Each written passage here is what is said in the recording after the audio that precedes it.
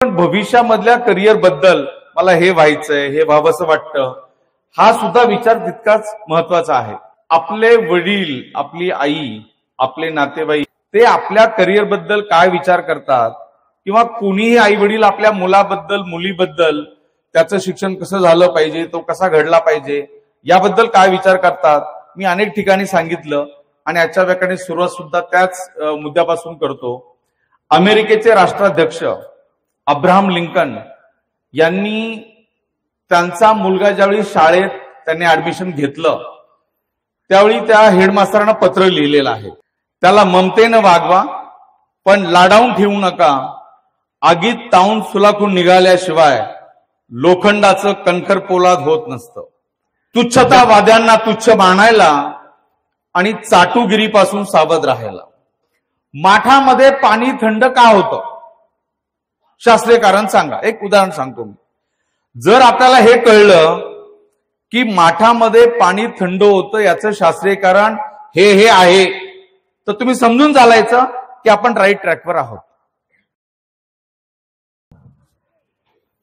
सर्वदा सर्व कार्येषु नास्ति तेषां मंगलम तेषां हृदिस्तु भगवान मंगलायतनम हरिहि. जो नहीं मिलता है हमें गीता और कुरान से, वो मिल जाता है हमें इन बच्चों की मुस्कान से. खरं तर आजचा विषय आहे शैक्षणिक कारकीर्द आणि स्पर्धा परीक्षांबद्दलचं मार्गदर्शन किंवा करिअर गायडन्स अशा पद्धतीचा आहे.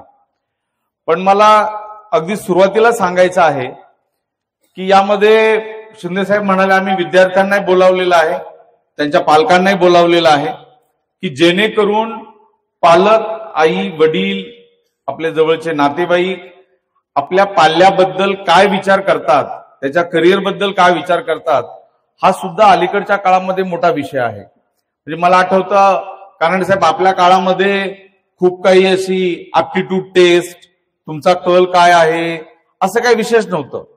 पण अलीकडे अगदी अभ्यासपूर्ण पद्धतीने, सुसूत्र पद्धतीने याचा विचार केला जातो आणि मुलांचं करिअर कोणत्या विषयामध्ये, कोणत्या क्षेत्रामध्ये करायचं याबद्दलचं बाळकडू हे लहानपणापासून मिळू लागलेलं आहे आणि अत्यंत आश्वासक अशी गोष्ट आहे. परंतु हे सुद्धा जाणवतं की आई वडिलांच्या, पालकांच्या, नातेवाईकांच्या एवढ्या अपेक्षा असतात की त्या मुलाची क्षमता, त्या विद्यार्थिनीची, विद्यार्थ्याची जो काही ऍप्टिट्यूड आहे तो जाणून न घेता, तो अभ्यासून न घेता अवाजवी अपेक्षा केली जाते, त्याचंही बर्डन येतं. आणि अलीकडे जो उल्लेख केलेला आहे सरांनी प्रास्ताविकामध्ये की या मार्गदर्शनाबद्दल अनेक अकॅडमी आहेत, अनेक म्हणजे त्या राजस्थानमध्ये कोटा म्हणून ठिकाण आहे ते आपण ऐकतो. म्हणजे विद्यार्थी जातात, फ्लॅट भाड्याने घेतात, आई वडील सोबत जातात, कधी आई जाते, मी तुझा स्वयंपाक करून तिथे खाऊ घालते पण तू अभ्यास चांगला कर.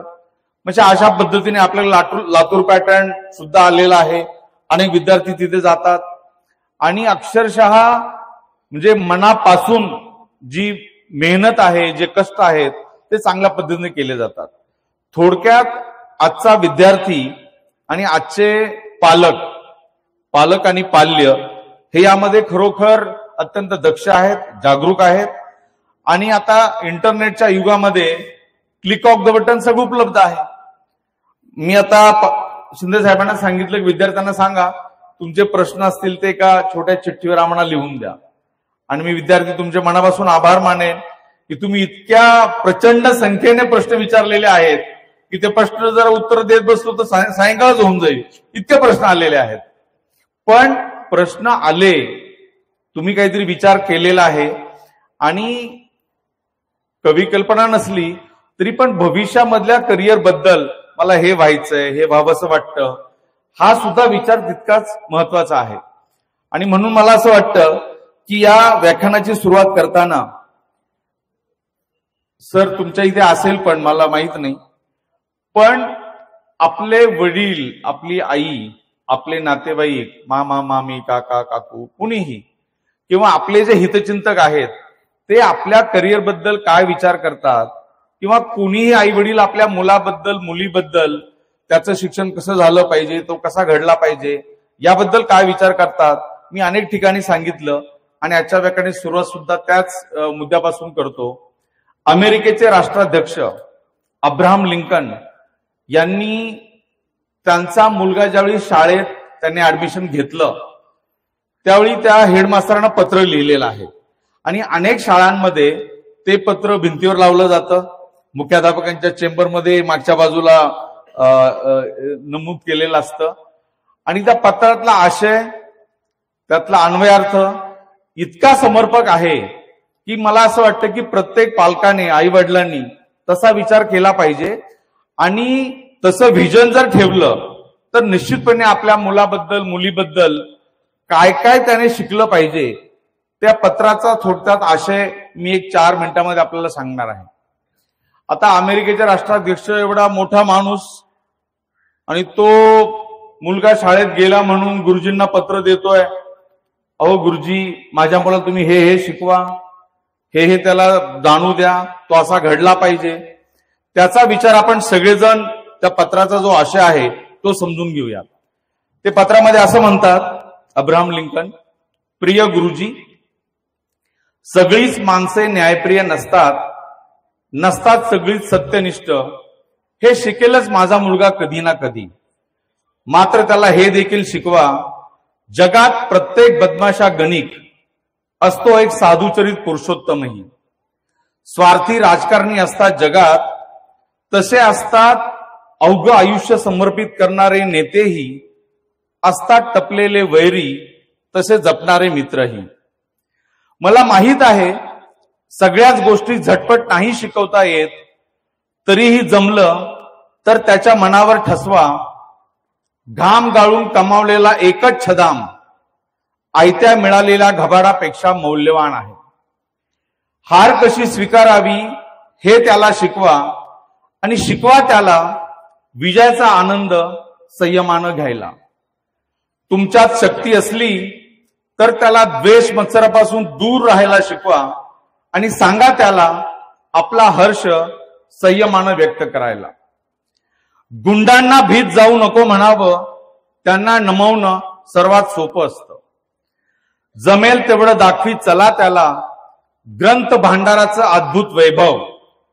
मात्र त्याबरोबरच मिळू दे त्याच्या मनाला निवांतपणा, सृष्टीचं शाश्वत सौंदर्य अनुभवायला. पाहू दे त्याला पक्ष्यांची आसमान भरारी, सोनेरी उन्हात भिरभिरणारे भ्रमर आणि हिरव्यागार डोंगर उतारावर डुलणारी चिमुकली फुलं.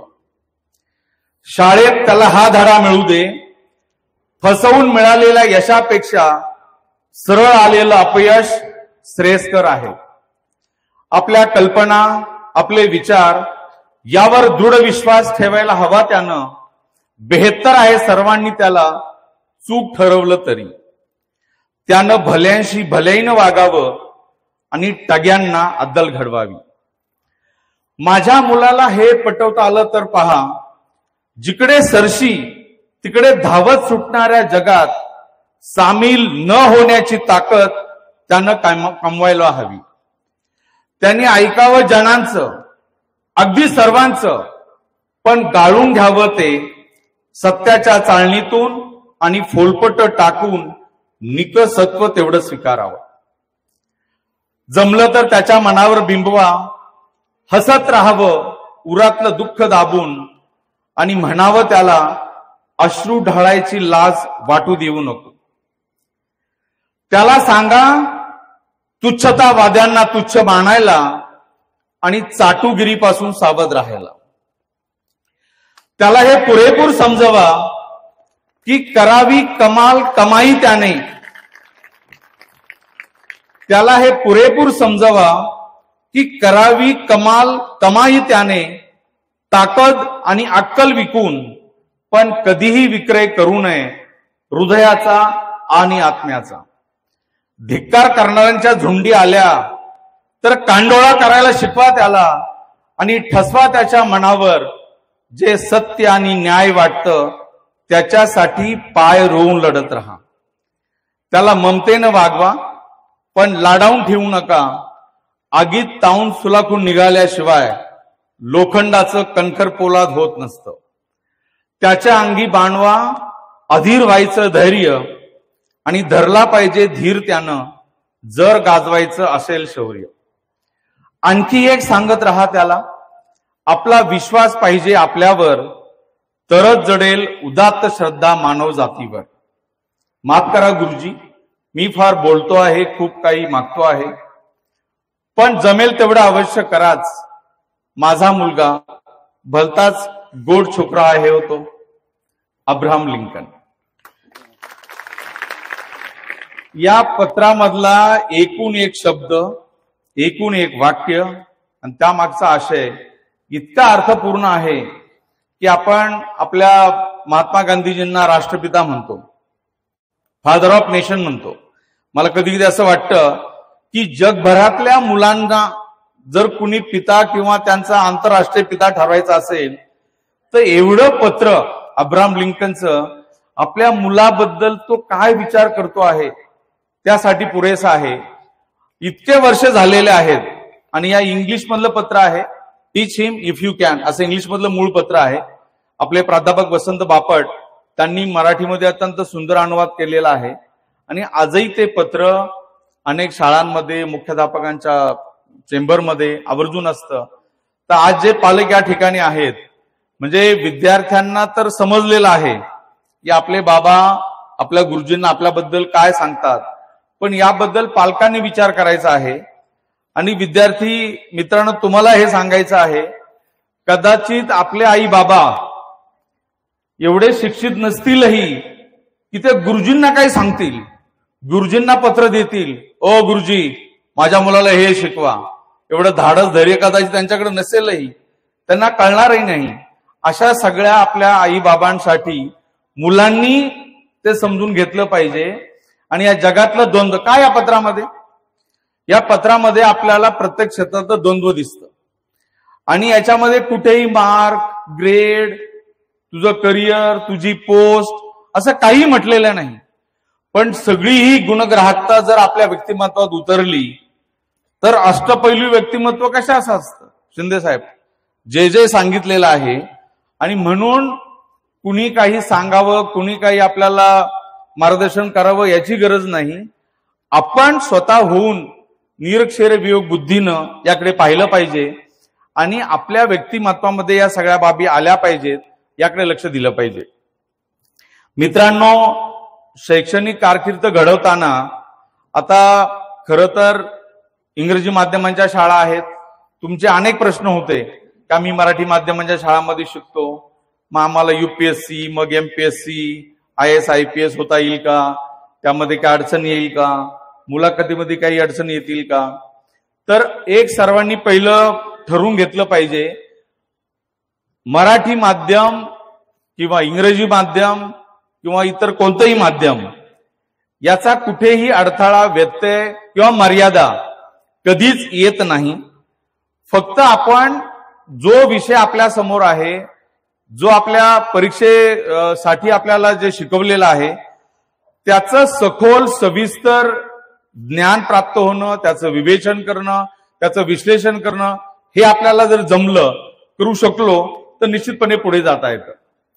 तर पुढच्या टप्प्यामध्ये जी स्पर्धा परीक्षांची तयारी आहे या मुद्द्याकडे वळताना मला सांगायचं आहे की सर आपल्याकडे पूर्वी 4थीला मिडल स्कूल स्कॉलरशिप परीक्षा व्हायची, आता ती 5वीला होते. पूर्वी 7वीला व्हायची, ती आता 8वीला होते. तर या स्कॉलरशिप परीक्षा आहेत किंवा अलीकडच्या काळामध्ये अनेक विषयांचे ऑलिम्पियाड होतात.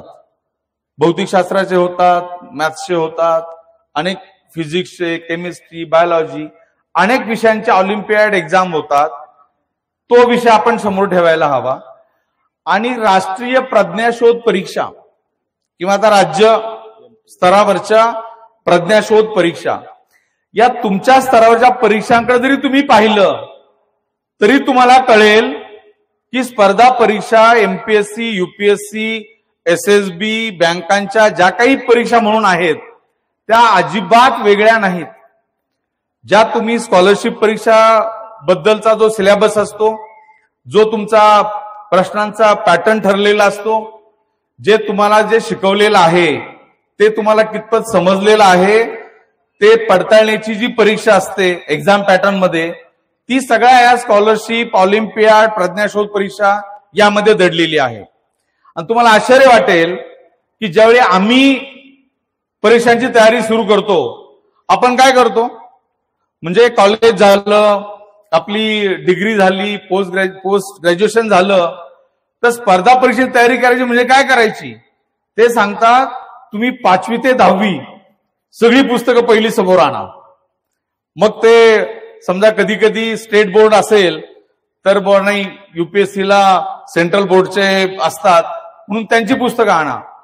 पण स्पर्धा परीक्षेचा अभ्यास सुरू करताना 5वी ते 10वी सगळ्या विषयांची, तुमचे लँग्वेजेस असतील, तुमचं ग्रामर असेल, तुमचे सायन्स असतील, भूगोल, नागरिकशास्त्र, इतिहास, हे सगळी पुस्तकांचा सेट आणा, तिथून अभ्यासाला सुरुवात करा. याचा मर्म काय आहे की आपला जो पाया आहे, आपलं जे फाउंडेशन आहे, हे जर मजबूत झालं तर तुम्ही कॉन्फिडेंटली स्पर्धा परीक्षेच्या तयारीसाठी एका व्यापक स्तरावर तयारीला सुरुवात करू शकता. म्हणून ज्यांच्या ज्यांच्या मनामध्ये, स्वप्नामध्ये करिअर बद्दल ज्यांनी जे ठरवलेलं आहे, तर त्यांनी एक खुंगाट मनाशी बाळगावी की मला माझा 5वीचा, 6वीचा, 7वीचा, 8वीचा, 9वीचा, 10वीचा सगळ्या विषयांचा आणि विशेषतः जे सायन्सेस आहेत, जे सोशल सायन्सेस आहेत, नागरिकशास्त्र, इतिहास, भूगोल, हे बिलकुल मजबूतीने तयार झाला पाहिजे. त्यातल्या संकल्पना स्पष्ट झाल्या पाहिजे. उदाहरणार्थ, आता सरांनी खूप सुंदर संचलन केलं, माठामध्ये पाणी थंड का होतं, शास्त्रीय कारण सांगा. एक उदाहरण सांगतो मी. जर आपल्याला हे कळलं की माठामध्ये पाणी थंड होतं याचं शास्त्रीय कारण हे आहे, तर तुम्ही समजून चालायचं की आपण राईट ट्रॅकवर आहोत. अशाच पद्धतीचं जे अप्लाइड, ज्याला आपण म्हणू मेथडॉलॉजी, त्याकडे आपण लक्ष दिलं पाहिजे. मग आपल्याला तयारी करता येते. आता 5वी ते 10वीची पुस्तकं झाल्यानंतर 11वी 12वी आहे. तुम्ही ज्या क्षेत्रामध्ये, ज्या विषयामध्ये, ज्या स्ट्रीममध्ये पदवी करणार आहात, त्या पदवीचा अभ्यासक्रम तो पुस्तकं येतात. तुम्ही पदव्युत्तर पदवी, मास्टर्स ती जर केली तर पुढची पुस्तकं आपल्याला अभ्यासाला मिळतात. अनेक प्रकारचे संदर्भ ग्रंथ आपल्याकडे येतात. असं अनेक पद्धतीने त्यामध्ये आपल्याला आपलं जे ज्ञान आहे हे अपडेट करता येतं, इन डेप्थ, इन डिटेल जाता येतं. ते पुढे आपल्याला परीक्षांसाठी मदतीला येता येतं. परंतु बेस पक्का करणं अत्यंत आवश्यक आहे. इव्हन आमच्या पोलीस खात्यामध्ये आता आमचं ट्रेनिंग झालं, आम्ही पोलीस सब्जेक्ट शिकलो, लॉचे सब्जेक्ट शिकलो, आणि कधी कधी असं वाटतं, आमच्या डीजी सरांनी सांगितलं, नो, बॅक टू बेसिक्स. तुमची 10 वर्ष सर्व्हिस झाली, तुम्ही ऍडिशनल एसपी झाले, तुम्ही एसपी झाले.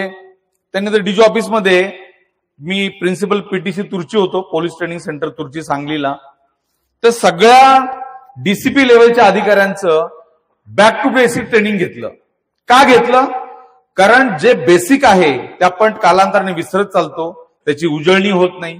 म्हणून शिंदे साहेबांना माहिती आहे, आमच्याकडे रिफ्रेशर ट्रेनिंग असतात किंवा वेळोवेळी वेगळ्या ठिकाणी वेगळ्या टप्प्यावर ट्रेनिंग होत असतात. का? तर आपलं ज्ञान, आपलं नॉलेज अपडेट करणं अत्यंत आवश्यक आहे. आणि जो उल्लेख शिंदे साहेबांनी केला, आमची जी ज्ञान भारती फाउंडेशन आम्ही स्थापन केलेलं आहे, त्या प्रबोधिनीमध्ये आमचं ब्रीदवाक्यच आहे, ज्ञानादेव तू कैवल्यम, नॉलेज अलोन लिबरेट्स.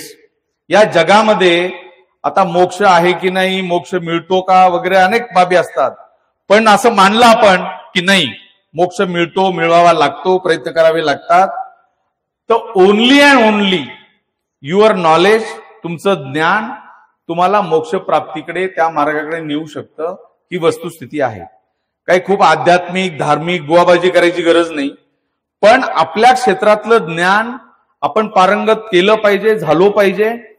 आणि जर कोणी असं म्हणतात ना की मला जर विचारलं, म्हणजे कोणाचं महात्मा गांधीजींचं का लोकमान्य टिळकांचं वाक्य आहे, जर मी झाडू मारण्याचं काम करतो तर माझी ओळख ही पाहिजे की जर मी उदापूरमध्ये झाडू मारणारा काम करतो आहे तर जुन्नर तालुका, पुणे जिल्हा, बाजूच्या जिल्ह्या माझी प्रसिद्धी पाहिजे की झाडू कसा मारावा हे जाऊन दिलीप भुजबळकडून शिकून घ्या. काम कोणतंही असो त्याच्यामध्ये मास्टरी असणं, आपलं प्रभुत्व असणं अत्यंत आवश्यक आहे. आणि म्हणून नॉलेज अलोन लिबरेट्स या मुद्द्याकडे तुम्ही लक्ष जाणीवपूर्वक दिलं पाहिजे आणि अपडेट आपण होत राहिलो पाहिजे. अलीकडच्या काळामध्ये जो उल्लेख केला मी, इंटरनेटमुळे तर मोठी सुविधा झालेली आहे आणि कोरोनाने आपल्याला काय तर ऑनलाईन क्लासेस शिकवलेले आहेत. लॅपटॉप घ्या, बसा, मग तुम्ही जे पाहिजे ते करा.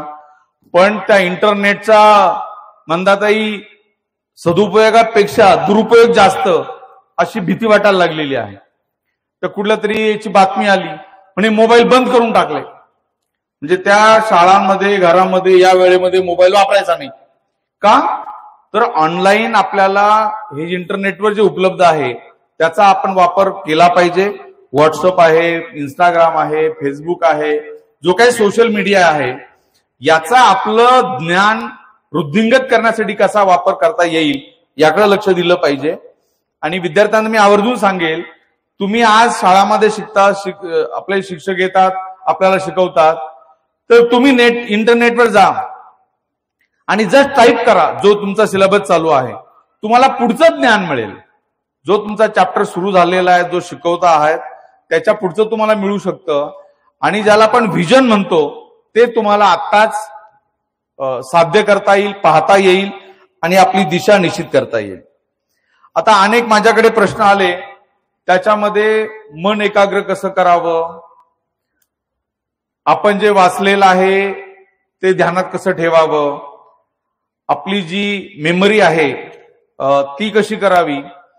तर मी आवर्जून सांगेल, आपला जो सिलेबस आहे म्हणजे 5वी ते 10वी किंवा त्यानंतर 11वी 12वी किंवा कॉलेजेस वगैरे, हा जो करिक्युलम आहे हा करिक्युलम तर तुम्हाला चांगला करायचाच आहे.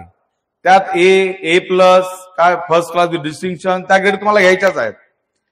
पण तुम्ही त्या करिक्युलम व्यतिरिक्त जे एक्स्ट्रा को करिक्युलर ऍक्टिव्हिटीज आहेत याकडे आवर्जून लक्ष देण्याची गरज आहे.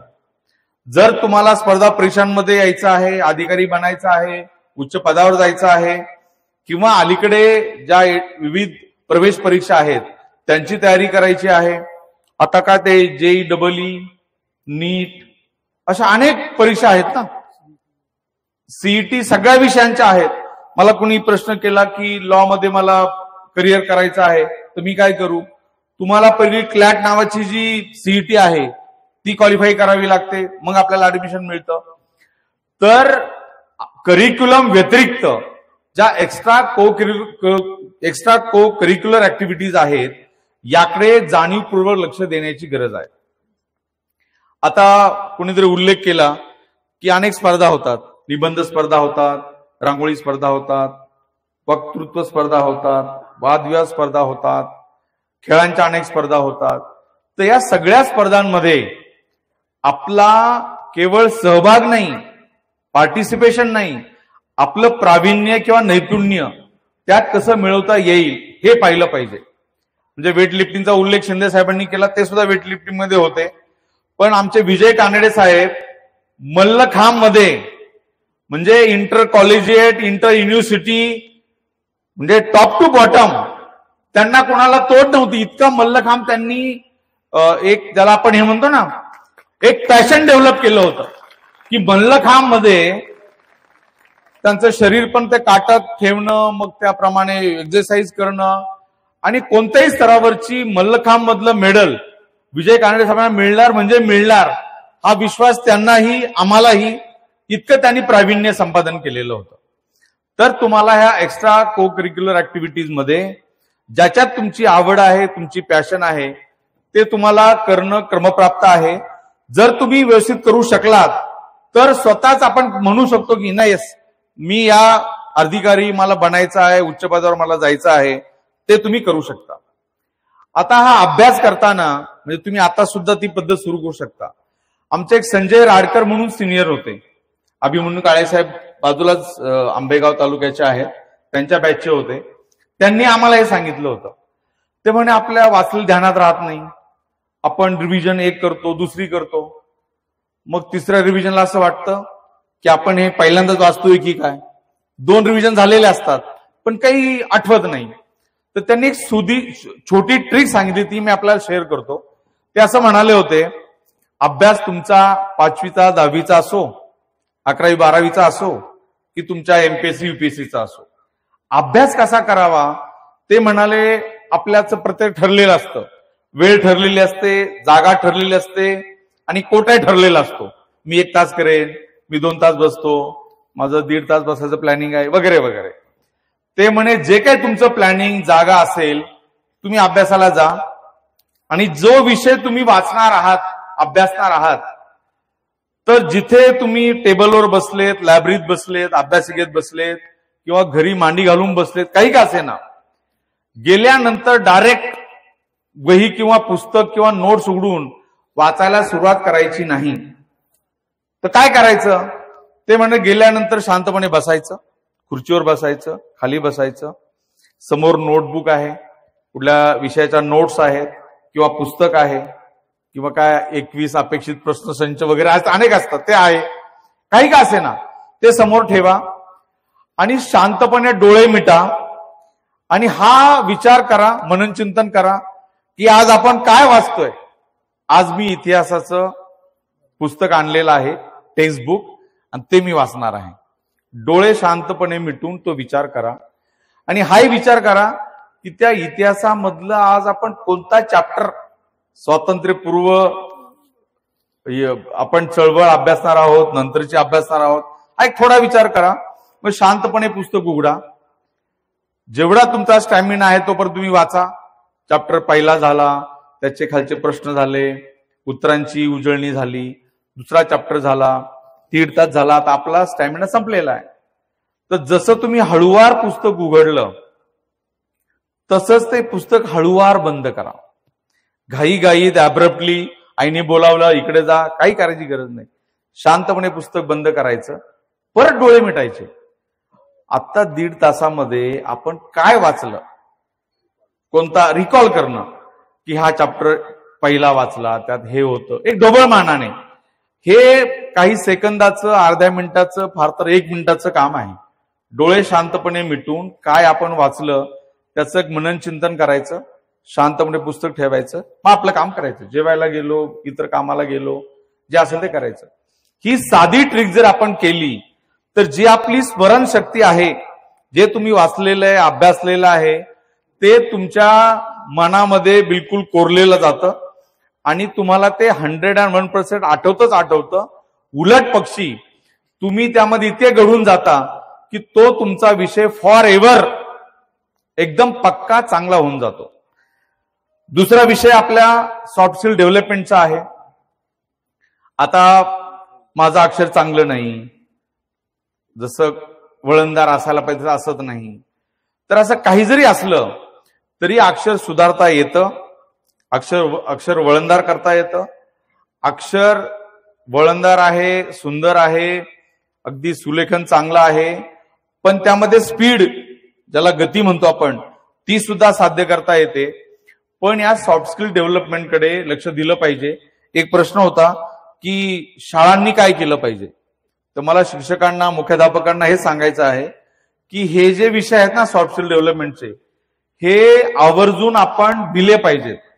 म्हणजे तुमच्या आता सरस्वती विद्यालयाचे मुख्याध्यापक किंवा शिक्षक वर्ग आहे, त्यांनी याचा विचार केला पाहिजे. आणि मला आठवतं आमच्या ज्ञानमंदिर हायस्कूलमध्ये संभू सर होते, आम्ही 5वीला ऍडमिशन घेतलं.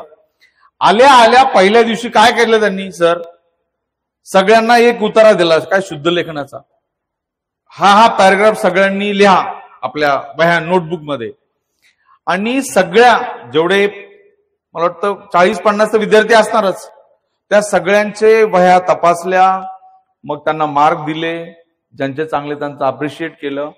आणि मग जे कच्चे आहेत, ज्यांचं अक्षर बरोबर नाही, त्यांना मग ट्रिक ऑफ द ट्रेड सांगितली. अशोक भुजबळ सर होते, ते तर 9वी पर्यंत म्हणजे आमचे वर्ग शिक्षक होते. मला एक प्रश्न पाहतो, तुमचे वर्ग शिक्षक कोण होते?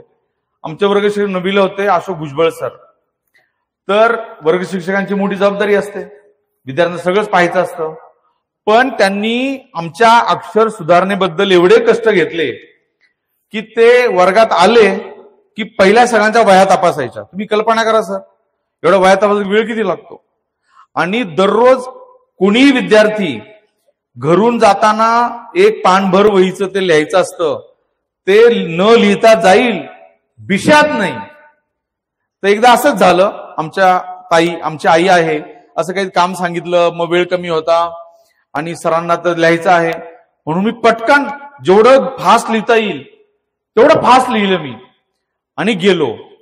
आश्चर्य हे की सरांनी त्या दिवशी मला 10 पैकी 10 मार्क दिले त्या घाईत लिहिलेल्या अक्षरासाठी. तर अशा अनेक बाबी असतात. तर तुम्ही सॉफ्ट स्किल डेव्हलपमेंटमध्ये तुमचं ड्राफ्टिंग स्किल असतं. आपल्याला एखादा मसुदा तयार करायचा आहे, एखादा विषय दिलेला आहे, तुम्हाला निबंध लिहायचा आहे, तुम्ही काय 1/3 करता ना, काहीतरी सारांश लेखन असतं. या सगळ्यामध्ये तुमची व्होकॅब्युलरी, जो तुमचा मूळ पॅराग्राफ आहे त्याची जिस्ट, त्याचा गोषवारा कोणत्या कमीत कमी शब्दामध्ये तुम्हाला आणायचा आहे, ह्या सगळ्या मेहनतीच्या बाबी आहेत, कष्टाच्या बाबी आहेत आणि याला गत्यंतर नाही.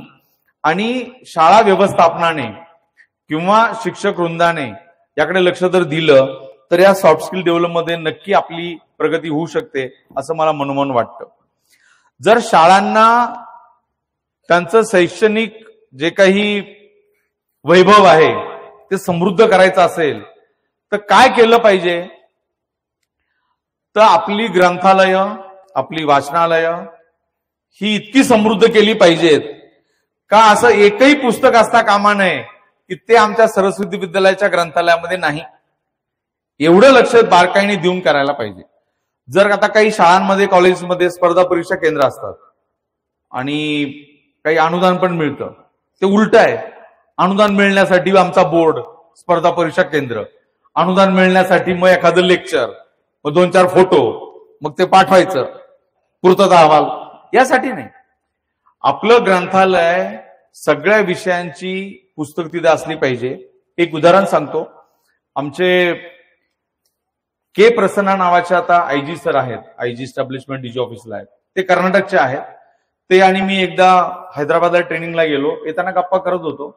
तर त्यांनी जे सांगितलं ते अद्भुत आहे सर. ते म्हणाले आमच्या कर्नाटक मधलं जे साहित्य, आमचं कन्नड साहित्य आहे ते खूप समृद्ध आहे आणि समृद्ध आहे. ज्ञानपीठ जेवढी मिळालेली आहेत, आजपर्यंत जेवढे ज्ञानपीठ अवॉर्ड मिळालेले आहेत तर सर्वात जास्त 6 ज्ञानपीठ अवॉर्ड कन्नड साहित्यातल्या साहित्यिकांना मिळालेले आहेत. तर ते म्हणाले आमच्याकडे अशी पद्धत आहे की मुलगा किंवा मुलगी 10वी झाली म्हणजे काय, तिने 10वी मध्ये फर्स्ट क्लास मिळवला, तिने डिस्टिंक्शन मिळवलं, काय ग्रेड मिळवली, जे असेल ते, पण मुलगा मुलगी 10वी झाली म्हणजे कन्नड साहित्यामधलं असं एकही सुप्रसिद्ध पुस्तक नाही, एकही सुप्रसिद्ध आत्मचरित्र नाही की जे त्या मुलाने किंवा मुलीने वाचलेलं नाही.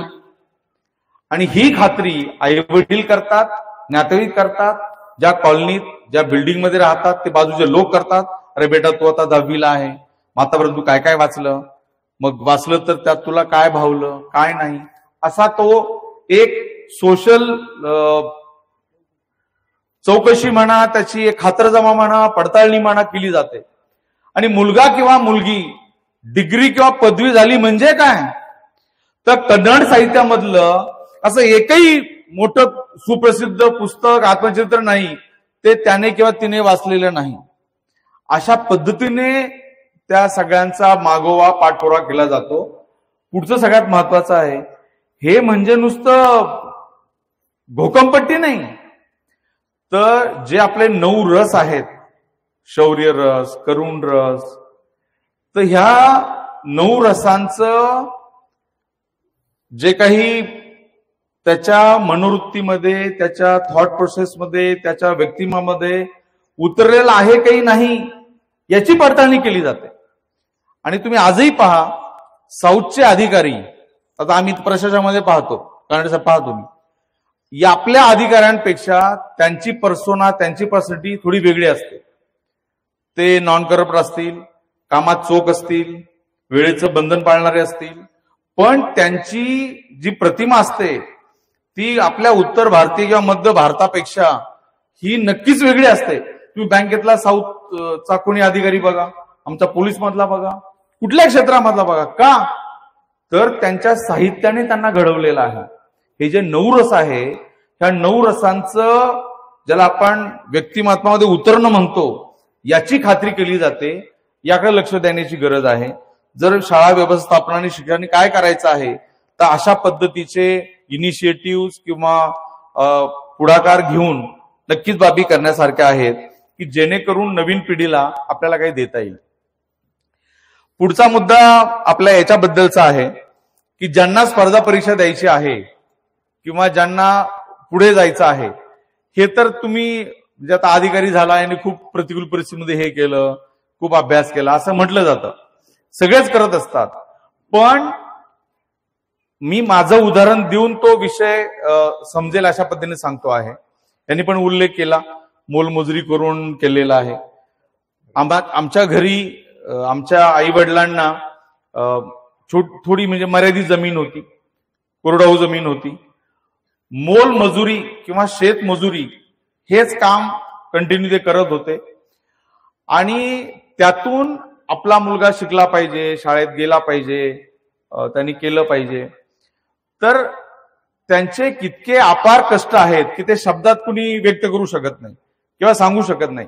पण मी जे सांगणार आहे तो वेगळा भाग आहे की आपल्या आई वडिलांना आपल्या मुलाबद्दल तो काय झाला पाहिजे, त्याने काय केलं पाहिजे, तो कुठं पोचला पाहिजे, काही स्वप्न असतात की नाही. आणि ही स्वप्न असणं आणि त्याप्रमाणे वागणं किंवा करणं ही मोठी गोष्ट आहे.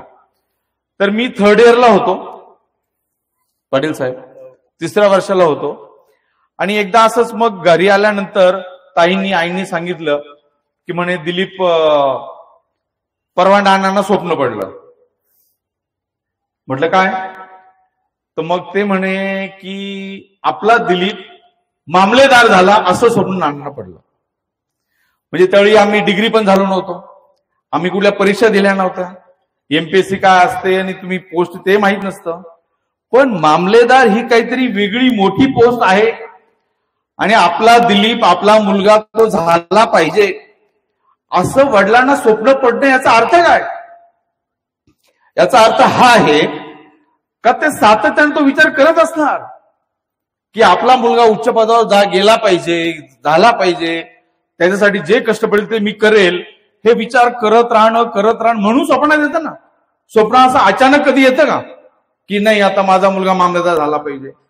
म्हणजे पालकांनी काय टेकवे घेतला पाहिजे आजच्या या सगळ्या कार्यक्रमातून, तर जेवढी मुलांची स्वप्न आहेत किंवा मुलांबद्दल तुमची स्वप्न आहेत ती तुमच्या आतून आली पाहिजेत. आतली उर्मी तशी आली पाहिजे की आपला मुलगा असा झाला पाहिजे. मग त्यासाठी त्याला काय द्यायचंय, काय पाहिजे ते सगळं आपण करायला पाहिजे. आमचे एक म्हणजे बॅचमेटच होते बाळासाहेब बांगर. सेम गोष्ट अशी आहे, म्हणजे वडील मामलेदार झाला असं म्हणाले होते. बाळासाहेब बांगर नंतर ते एसीहून रिटायर झाले, दुर्दैवाने ते लवकर गेले. पण आमच्या बॅचमेटमध्ये सुद्धा त्यांनाही माझ्याबद्दल स्वप्न पडलं. म्हणे डीके, मला डीके म्हणतात, दिलीप किसन इनिशियल वरून, म्हणे डीके तहसीलदार झाला. म्हणजे आमच्या बॅचमेटमध्ये सुद्धा आमचं बॉन्डिंग बघा कसं आहे की बाळासाहेब बांगर ते आंबेगाव तालुक्यातले, डब्बा येतोय, आम्ही डब्बा एकत्र खातोय, एकत्र अभ्यास करतोय, नोटचं शेअरिंग करतोय. आम्ही अभ्यास कसा करता त्यांच्याकडून शिकलो. तात्या भालेराव, बाळासाहेब बांगर, विजय कानडे, कोल्हापूरचे गँग. तर त्यांना सुद्धा स्वप्न पडतं. म्हणजे मला सांगायचा मुद्दा हा की केवळ वरवर बोलून वरवर अपेक्षा करून नाही, तर आतून ह्या बाबी आल्या पाहिजेत. आणि मग तुम्ही मुलांचं जे काही कर्तृत्व आहे ते तुम्हाला पाहता येईल, अनुभवता येईल, त्याचा आनंद आणि समाधान निश्चितपणे मिळू शकेल. आता मेहनत किंवा कष्ट किती करायचे वगैरे अनेक बाबी सांगत राहतात, पण मला 2 बाबी सांगायच्या आहेत की आपण काय करायला पाहिजे. आता मुलं खरं तर लहान आहेत, पण मी आवर्जून ते उदाहरण प्रत्येक ठिकाणी देतो. डॉक्टर बाबासाहेब आंबेडकर ज्यावेळी परदेशामध्ये शिक्षण घेत होते, तर तिथे कोलंबिया आणि मला वाटतं ऑक्सफर्ड युनिव्हर्सिटीमध्ये जशी लायब्ररी असते, आपल्याच लायब्ररी होती, पण त्यांच्या मेहनतीबद्दल आजही पाऊलखुणा आपल्याला पाहायला मिळतात. जरा मुलांनी पण पाहिलं पाहिजे की आपण काय करू शकतो. तर तिथे ज्या विद्यार्थ्याने किंवा सद्ग्रस्ताने त्या लायब्ररीमध्ये सर्वात जास्त वेळ अभ्यास केलेला आहे ना, त्यांच्या लायब्ररीच्या बाहेर असे 2 मॉन्युमेंटल त्यांना एक रेकग्निशन म्हणून त्यांनी फ्रेम लावलेले आहे. तर त्या ग्रंथालयाच्या बाहेर पहिली फ्रेम आहे का, this gentleman has studied continuously for 14 hours. या सद्ग्रस्ताने आमच्या या ग्रंथालयामध्ये सतत 14 तासापेक्षा जास्त वेळ अभ्यास केलेला आहे. ती फ्रेम आहे ज्यांनी जगाला कम्युनिझमचं तत्वज्ञान दिलं, ते कार्ल मार्क्स यांची फ्रेम आहे. आणि दुसऱ्या बाजूला तसंच लिहिलेलं आहे का, this gentleman has studied continuously for 18 hours. 24 तासातले 18 तास यांनी सातत्यपूर्ण अभ्यास केलेला आहे. आणि ती फ्रेम आहे डॉक्टर भीमराव रामजी आंबेडकर साहेबांची. आणि पुढचं ऐका, त्याच्या बाजूला तिसरी एक फ्रेम आहे, पण ती कोरी आहे. अजूनही 18 तासाचं रेकॉर्ड जगामध्ये दुसऱ्या कुणीही मोडलेलं नाही. ते बाबासाहेबांच्या नावावर आहे.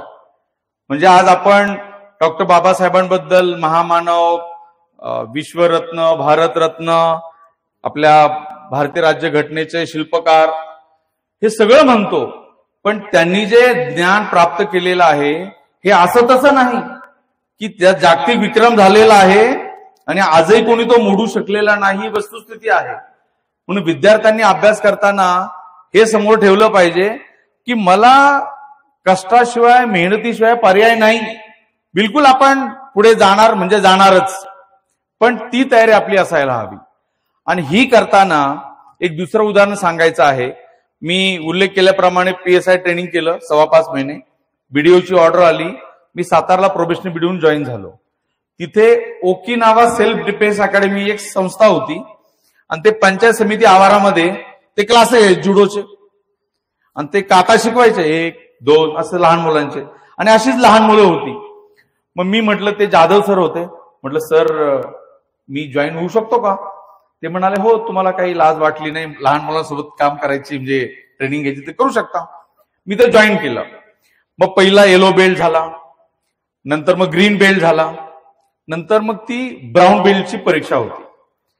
ब्राऊन बेल्टच्या परीक्षेला ती सगळी लहान मुलं त्या पंचायत समितीच्या मोठ्या हॉलमध्ये, सगळ्या 8ला परीक्षा सुरू झाली आणि मग त्यांचे वेगळे एक्सरसाइज असतात, ते चालू असतात. आता सुरुवातीला हुरूप असतो परीक्षा म्हटल्यानंतर, ती प्रात्यक्षिक परीक्षा 8ला सुरू झाली, 9 झाले, 10 झाले, आणि सरांचं एका मागे एक लेसन चालूच. 11 झाले. सवय असते ना, काहीतरी ब्रेक घेणं, पाणी पिणं, काही थोडा नाश्ता करणं. मग कुणीतरी म्हटलं 11:30 वाजता की सर खूप वेळ झालेला आहे, थोडा ब्रेक वगैरे. त्याने म्हणलं नो, ही परीक्षाच अशी आहे, याच्यामध्ये ब्रेक नाही, पाण्याला नाही, चहाला नाही, नाश्त्याला नाही. मुलं म्हणाले वेगळंच दिसतं काहीतरी. मग ते 11:30, मग 12:30, आणि अक्षरशः दुपारी 2 जी जेवायची वेळ असते तोपर्यंत चालूच. मुलं अक्षरशः आता एवढं एक्झर्शन झालं की आता ते पडतील खाली, कोसळतील, अशी परिस्थिती आली. मग तरी न राहून काही विद्यार्थी म्हणाले सर आता अजिबात होत नाही, काहीतरी आम्हाला हे करा. ते म्हणाले नाही, ही परीक्षा आहे, हे तुमचं घर नाही, तुमच्या आई वडिलांचे लाड नाही, हे असं चालू राहणार. असे ओरडले. पण त्यांनी नंतर समजून सांगितलं, हे पहा मुलांनो, तुम्ही अजून 1-1.5 तास करा म्हणे, नंतर तुम्हाला काहीही होणार नाही. आता 2 पर्यंत ऑलरेडी 8 ते 14, 6 तास झालेले आहेत, आणि सर अजून 1-1.5 तास म्हणतायत.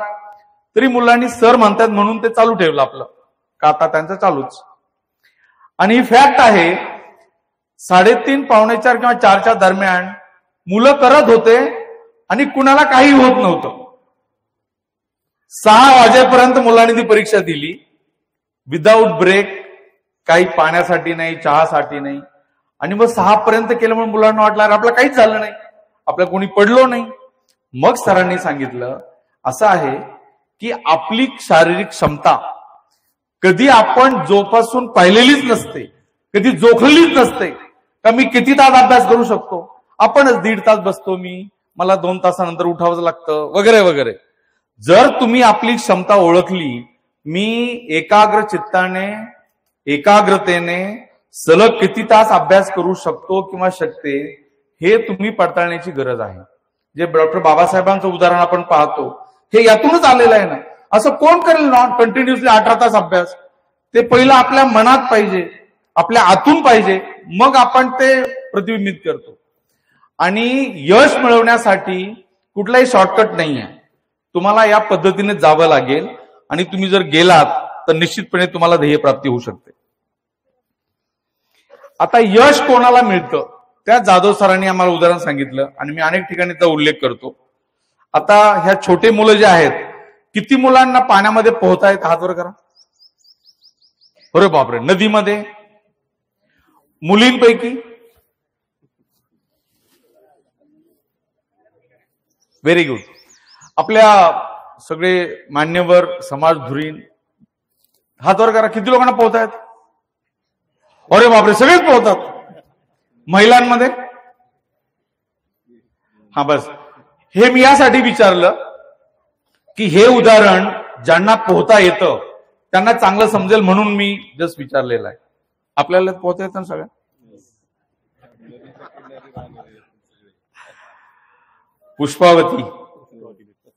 पुष्पावतीच्या अंगा खांद्यावर सगळे खेळलेले आहेत. तर ते म्हणाले, हे पहा, जीवनामध्ये यश कोणाला मिळतं?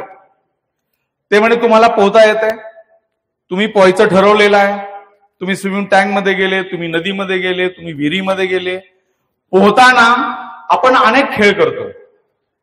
श्वास घेतो, पाण्यामध्ये जातो आणि आपण आपली क्षमता पाहतो. माझा श्वास किती अंक मोजेपर्यंत राहतो. माझा 20 पर्यंत राहिला, माझा 30 पर्यंत राहिला, माझा 40 पर्यंत राहिला. मग कधी कधी खेळ करतो, नाणं टाकतो, मग खाली जाऊन नाणं काढतो वगैरे.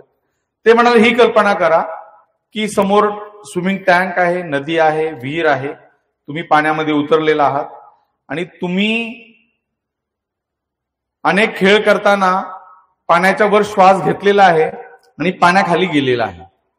आणि जेवढा आपला स्टॅमिना आहे तोपर्यंत आपण पाण्याच्या खाली राहतो. पण एक वेळ अशी येते की आपला श्वास संपत येतो. आपलं एकच ध्येय असतं, आपल्यावर 4 फूट पाणी आहे की 8 फूट पाणी आहे, पाण्याच्या वर येणं. म्हणे ती तुम्ही परिस्थिती जस्ट कल्पना करा. तुम्ही पाण्यात गेलेले आहे, श्वास घेतलेला आहे, खाली गेलेला आहात. तुमचा 10, 20, 30, 40 श्वास संपत येत चाललेला आहे. तुम्हाला जाणवतं ते की आता श्वास कमी झालेला आहे. तुमचं एकच ध्येय असतं की अंगात आहे नाही तेवढी शक्ती एकवटून, हात पाय झाडून पहिलं पाण्याच्या वर येणं आणि दुसरा श्वास घेणं. म्हणे जीवनाच्या ध्येयाबद्दल सुद्धा असंच आहे.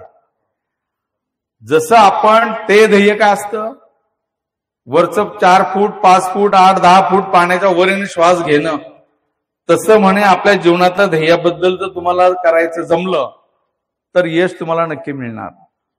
त्यांनी पुढे हे सांगितलं, याच्यामध्ये थोडी जरी चूकभूल झाली तर साक्षात पुढे काय आहे? पुढे मरण आहे ना. जर आपलं जजमेंट आलं नाही, फेल झालं तर साक्षात मरण आहे. म्हणून जीवाच्या आकांताने अंगात आहे नाही तेवढी शक्ती एकवटून हात पाय झाडून आपण वर येतो. तसं जीवनामध्ये जे ध्येय निश्चित केलेलं आहे त्याकडे सुद्धा आपण अशाच जीवाच्या आकांताने अंगातली शक्ती सामर्थ्य एकूण जर प्रयत्न केले तर यश मिळाल्याशिवाय राहत नाही. ते असं म्हणाले की ज्यांना हे जमतं त्यांनी जग जिंकलं म्हणून समजा. क्लास 1 क्लास 2 IAS IPS हे तर की झाडकी पत्ती, पण जग जिंकलं म्हणून समजा, असं त्यांचं ते उदाहरणामधली गोष्ट होती. मला ही आवर्जून आठवते. आज 11 जानेवारी आहे. 11 उद्या 12 जानेवारी आहे. काय उद्या 12 जानेवारीला काय? रविवार आहे. पर 12 जानेवारी कशासाठी प्रसिद्ध आहे? महिलांपैकी राष्ट्रमाता, राज्यमाता, स्वराज्य जननी मा जिजाऊ साहेबांचा जयंती दिन आहे उद्या. आणि अजून एक जयंती दिन आहे, माहिती आहे? Very good. स्वामी विवेकानंदांची उद्या जयंती आहे. आपण त्यांचा जयंती दिन आपण युवक दिन म्हणून साजरा करतो. आणि आजही त्यांचं 1893चं जे भाषण आहे आता तर उपलब्ध आहे नेटवर, सगळे आपल्याला ऐकता येतं, पाहता येतं, त्यातले शब्दांचा मागोवा घेता येतो. पण स्वामी विवेकानंदांनी आजचा युवक कसा असला पाहिजे, म्हणजे आता मुलं तर लहान आहेत, आता आम्ही पहिलं बाल भारती, मग कुमार भारती, मग युवक भारती, मग पुढे काय अजून एवढंच सुलभ भारती सुरुवातीला लोक भारती. अच्छा, तर हे जे टप्पे आहेत त्याच्यामध्ये स्वामी विवेकानंदांनी युवक कसा असला पाहिजे, आदर्श युवक कसा पाहिजे त्याबद्दल खूप छान सांगितलेलं आहे. 1 मिनिटामध्ये मी सांगतो. ते असं म्हणतात, आदर्श युवक कोणाला मानलं पाहिजे? चेहऱ्यावर तेज आहे, देहामध्ये शक्ती आहे, मनामध्ये उत्साह आहे, बुद्धीमध्ये विवेक आहे, हृदयामध्ये करुणा आहे, मातृभूमीवर प्रेम आहे, इंद्रियांवर संयम आहे, मन ज्याचे खंबीर आहे, व्यसनांपासून मुक्त आहे, ईश्वर ज्याचा सत्य ज्याचा ईश्वर आहे, धाडसाचे बळ आहे, सिंहासारखा शूर आहे, सिंहासारखा निर्भय आहे, ध्येय ज्याचे उंच आहे, आत्मविश्वास ज्याचा दृढ आहे, इच्छाशक्ती ज्याची प्रबळ आहे, जीवनामध्ये शिस्त आहे, प्रेमळ ज्याचा सूर आहे, मानवता हेच कुळ आहे, पालकांवरती श्रद्धा आहे, गुरुजनांबद्दल आदर आहे, दीन दुबळ्यांबद्दल कणव आहे किंवा प्रेम आहे, सेवेसाठी सदैव तत्पर आहे, देवावर भक्ती आहे, जीवनामध्ये नीती आहे आणि चारित्र्य ज्याचे शुद्ध आहे तो आदर्श युवक मानला पाहिजे. आता हे स्वामी विवेकानंदांनी सांगितलं. या 25 पैकी एकाचा जरी पाठपुरा मागोवा आपण घ्यायचा प्रयत्न केला तरी किती मोठं कार्य आपल्या हातून घडू शकतं.